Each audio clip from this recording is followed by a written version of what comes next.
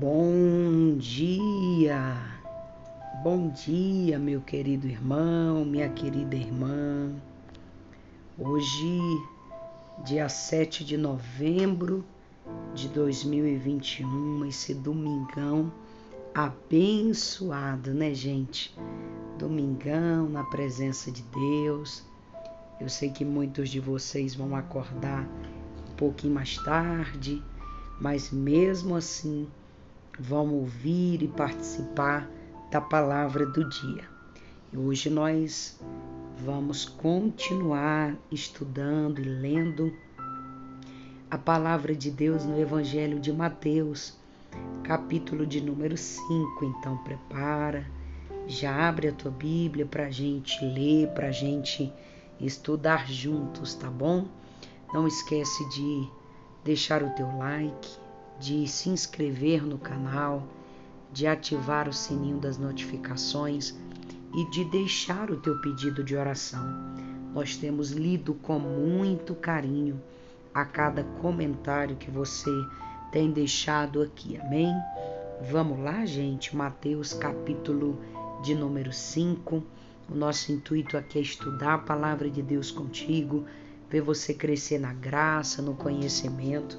E lembrando que o nosso encontro aqui é todo dia, às 6 da manhã e às 6 da tarde, para juntos nós estudarmos a palavra de Deus e também orarmos.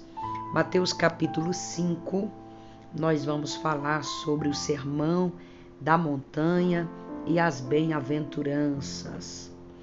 Jesus, vendo a multidão, subiu em um monte e, assentando-se, aproximava-se dele os seus discípulos.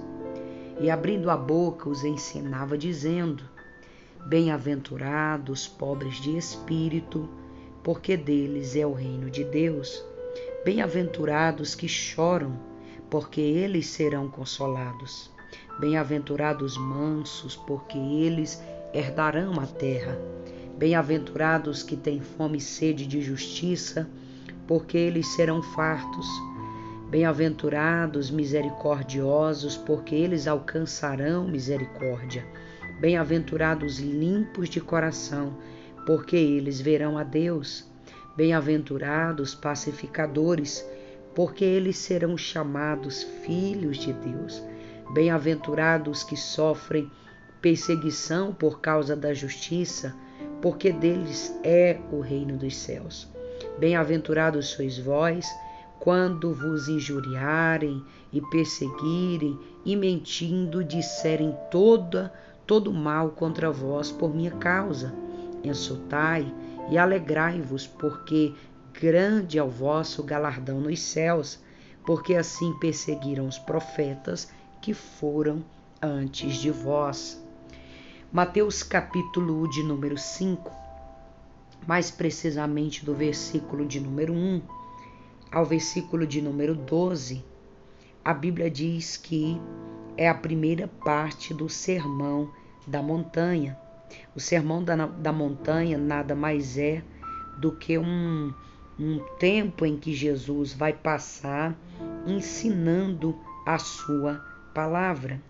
O Sermão da Montanha, conhecido como Sermão da Montanha ou Sermão das Bem-aventuranças. Nessa ocasião, Jesus vai subir em um monte, em um lugar onde ele pudesse estar ali destacado dos demais, e nessa condição Jesus vai pregar acerca da palavra de Deus, acerca dos princípios da palavra de Deus. Então Jesus vai começar falando sobre aqueles que seriam bem-aventurados, aqueles que seriam abençoados. Jesus vai usar vários exemplos para chamar a atenção. Nós podemos destacar aqui que Jesus começa a dizer: bem-aventurados pobres de espírito. Quem é essas pessoas pobres de espírito? O que significa pobre de espírito? Pobre de espírito é aquela pessoa que reconhece que o que tem não é autossuficiente. A pessoa pobre de espírito é aquela pessoa que ele tem a sua vida, mas ele sabe que tudo que ele conseguiu, adquiriu, foi pela graça do Senhor. Pobre de espírito não tem nada a ver com pobreza, não tem nada a ver com a pessoa andar maltrapilha, moribunda, nada disso. Pobre de espírito é aquela pessoa que tem, mas ele sabe que o que ele tem foi Deus. Aquela pessoa que reconhece, aquela pessoa que é grata, aquela pessoa que não é autossuficiente, porque tem pessoas, querido, que tudo é ele, né? Ele é Deus, ele é a lei, ele é tudo. Pobre de espírito é aquela pessoa que reconhece, não, eu sou dependente do Espírito Santo de Deus. Então Jesus vai dizer, bem-aventurados que choram. Quem são essas pessoas que choram? Por que elas choram? As pessoas choram pelas suas agonias, pelas suas fraquezas, pelos seus sentimentos, pelas suas tristezas. Então, quando a pessoa está chorando, a Bíblia fala de um estado de aflição, de espírito, essas pessoas serão consoladas por Deus. Bem-aventurados os mansos. Quem são os mansos da alma? Os mansos são os humildes, as pessoas que são submissas a Deus, as pessoas que se refugiam, que se consagram a Deus, que procuram olhar para Jesus, para a obra de Deus, as pessoas que são opostas de violentas, né? Pessoas mansas. Os mansos herdarão a terra. Que terra? A terra prometida. Bem-aventurado, Jesus continua, bem-aventurado os que têm fome e sede de justiça, porque eles serão fartos. Quem são essas pessoas que Jesus está falando que têm fome e sede de justiça? Jesus está falando que são pessoas como Moisés, pessoas como Paulo, pessoas como o próprio Davi, que tem fome pela presença de Deus, tem fome pela palavra, fome pela comunhão, fome pela justiça, tem fome pela volta de Jesus, fome pelas coisas de Deus, que na verdade não tem fome pelo mundo, não se engana pelas riquezas do mundo, não se engana pelas coisas materiais, pelos prazeres momentâneos, não. A pessoa que vai ser farto, aqueles que têm fome e sede de justiça, são aqueles que têm fome de estar na presença de Deus. Aqueles que têm fome do Espírito Santo, aqueles que têm fome de pregar a palavra, de fazer a obra. No versículo de número 7, Jesus vai dizer, bem-aventurado os misericordiosos, porque eles alcançarão misericórdia. Quem são, gente, os misericordiosos? Aqueles que têm compaixão, aqueles que sofrem com a dor do outro, aqueles que se colocam no lugar do sofrimento do outro. E Jesus está nos convidando para ser misericordioso, para que nós possamos alcançar misericórdia. Quantas pessoas falam o que quer, a hora que quer, julga, toca, blasfema, persegue, não tem misericórdia de ninguém. Não tem misericórdia, fala mal do pastor, fala mal do irmão, fala mal disso, fala mal daquilo. Existem pessoas que ele não tem temor de Deus, ele não tem misericórdia de ninguém. Eu falo o que eu quero a hora que eu quero. A vida, ela não gira em torno de ninguém, gente. Nós precisamos ser misericordiosos, precisamos saber nos colocar no lugar das outras pessoas, analisar o sofrimento, analisar a posição de cada um. Porque como eu vou cobrar de Jesus uma misericórdia que eu não tenho de outra pessoa? No versículo de número 8, Jesus vai dizer, isso tudo Jesus está ensinando, pessoal, no Sermão da Montanha. Isso aqui é uma pregação que Jesus fez. No versículo 8 ele vai dizer, bem-aventurados limpos de coração, porque esses verão a Deus. Quem são os limpos de coração? Aqueles que são libertos do pecado, aqueles que se esforçam para agradecer, para glorificar, para permanecer na presença de Deus, aqueles que se esforçam para ser puros, ser limpos, para ser filhos de Deus. Bem-aventurado os pacificadores, porque eles serão chamados filhos de Deus. Quem são os pacificadores? São aqueles que reconciliaram com Deus, aqueles que têm paz mediante a cruz e agora se esforçam mediante o seu testemunho de vida para levarem outras pessoas a Cristo. Uma pessoa pacificadora, onde ela está, ela pacifica tudo. Ela não é confuseira, ela não traz atrito, ela não traz a discórdia, não. Ela é uma pessoa pacificadora. E quando você é uma pessoa pacificadora, você vai ser chamado filho de Deus. Versículo 10, bem-aventurados que sofrem perseguições por causa da justiça, porque deles é o reino de Deus. Por causa do evangelho, por causa da justiça, por causa da palavra, muitos de nós vamos sofrer perseguições. Mas aqueles que sofrerem perseguições, deles são o reino de Deus.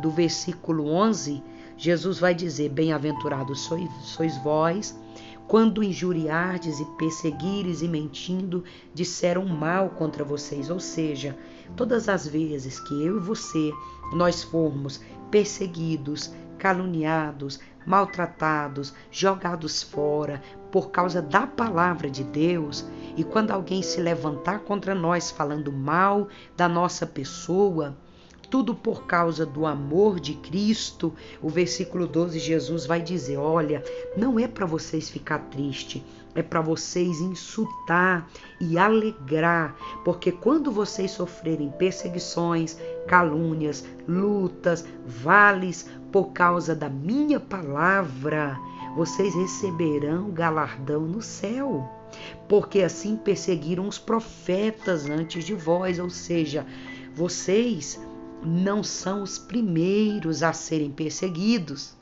Muitos serão perseguidos por amor da minha palavra, mas a palavra de Jesus se anima. Tá entendendo, irmão? Se anima.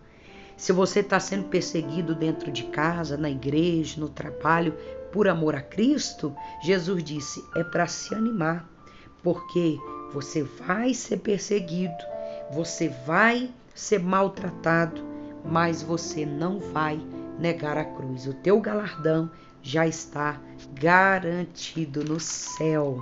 Louvado e exaltado seja o nome do Senhor. Amém? Vamos ler do versículo 13 ao versículo 16, gente. Eu estou vendo aqui que o Evangelho de Mateus, capítulo 5, é um pouco grande e eu vou dividir em duas partes. Hoje nós vamos ler até o versículo de número 16 e amanhã nós vamos ler do versículo 17 para nós concluirmos Mateus, capítulo de número 5, tá bom? Vamos lá? Os discípulos são o sal da terra e a luz do mundo. Tá com preguiça de ler a palavra não, né? Vamos ler? Vós sois o sal da terra, e se o sal for insípido, para que se há de salgar? Para nada mais presta senão para lançar fora a ser pisado pelos homens. Vós sois a luz do mundo. Não se pode esconder em uma cidade edificada sobre o monte, nem se acende a candeia e se coloca embaixo do alqueire, mas no velador e dá luz a todos que estão na casa. Assim resplandeça a vossa luz diante dos homens, para que sejam as vossas boas obras e glorifique o vosso Pai que estais no céu. Amanhã nós vamos continuar lendo do versículo 17 até o versículo de número 48. Aqui do versículo 13, gente, ao versículo de número 16, Jesus vai dar dois exemplos para nós, que nós somos o sal da terra e que nós somos a luz do mundo. Quando Jesus vai nos comparar com o sal da terra, Jesus está querendo dizer que nós precisamos estar presentes de uma forma sucinta, agradável, mas expressiva. Perceba que uma dona de casa, quando ela coloca pouco sal na comida, a comida, quando alguém vai comer, a pessoa fala assim: você me dá um pouquinho de sal? Por quê? Porque a comida está pronta, mas o sal não tem expressão. Então a comida está sem graça. Ou quando a dona de casa vai fazer uma comida, que ela coloca bastante sal, quando você dá aquela primeira colherada, você fala: misericórdia, gente, o sangue de Jesus tem poder. Me dá um pouquinho de refrigerante, ou uma água, ou um suco, porque o sal está cortando a minha língua. Quando Jesus vai comparar a igreja sendo o sal da terra, Jesus, portanto, vai dar o exemplo que nós temos que estar presente. Nós não podemos ser de mais, não podemos ser de menos, só que nós temos que estar expressivos, presentes na pregação da palavra. Nós não podemos salgar, mas não podemos ficar insosso, não podemos estar em cima do muro, temos que ter a presença. Não existe nada melhor do que você comer na casa de alguém, você dar aquela colherada e você fala: nossa, que delícia, o sal está na medida. Por que Jesus vai nos comparar com sal?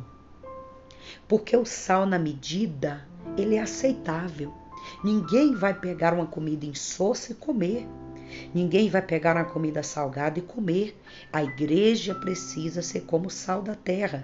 Se a igreja for morta, morna, com falta de expressão demais, nós não vamos ganhar o mundo para Jesus. Se a igreja for querer ganhar o mundo para Jesus, brigando com todo mundo, agredindo todo mundo, as pessoas vão criar nojo do evangelho. Nós precisamos pregar a verdade, sim, precisamos confrontar, precisamos debater, não podemos aceitar essas obras que o mundo quer impor sobre a igreja, só que nós podemos entrar de uma forma sábia, entrar, sair, ser aceitos, pregar a palavra e com sabedoria trazer sabor para a vida das pessoas. Com sabedoria, trazer o desejo das pessoas de estarem na igreja adorando o nome de Jesus. A segunda coisa que Jesus vai comparar a igreja, primeiro, é com o sal da terra e segundo, é com a luz do mundo. Então Jesus vai dizer: tem como, gente, esconder a luz? Tem como esconder a luz do mundo? Tem como colocar essa luz para ser escondida? Quando Jesus vai comparar a igreja com a luz do mundo, Jesus vai dizer: olha, aonde essa luz chegar, vai resplandecer diante dos homens, para que todos possam ver a boa obra e glorificar o Pai que estás no céu. Você sabe qual é o papel da igreja, dos cristãos, do povo de Deus aqui na terra? É ser luz do mundo, gente. A luz, por si só, ela fala. Aonde tem trevas que você coloca a luz, tudo que está à sua volta é iluminado. É fácil de andar na luz, é fácil de achar alguma coisa que se perdeu na luz. Quando está tudo aceso e a luz está de uma forma expressiva, a pessoa não tropeça, a pessoa não cai em abismo, a pessoa não perde a direção.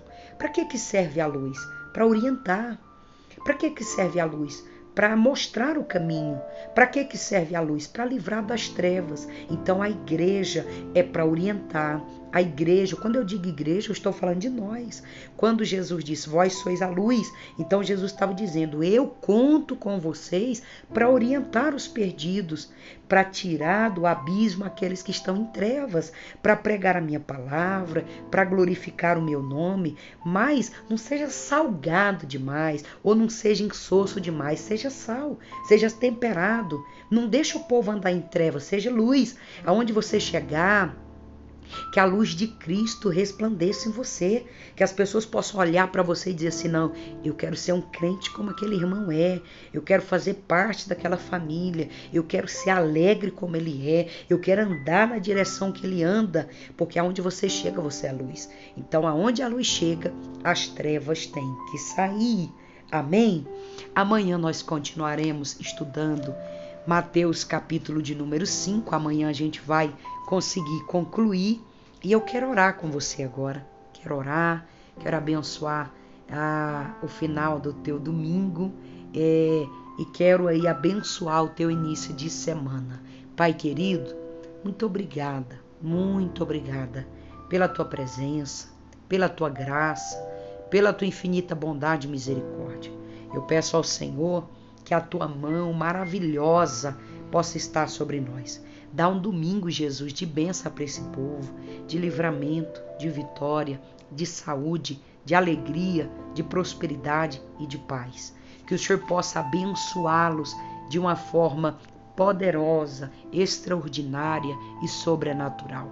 Eu coloco a cada homem e a cada mulher na palma das tuas mãos e eu te peço, abençoa os teus filhos, cobre os teus filhos com teu sangue e dá vitória. Em o nome do Pai, do Filho, do Espírito Santo, em nome de Jesus, eu declaro a bênção de Deus sobre a tua casa e sobre a tua família. E se você crê, diga amém e diga graças a Deus.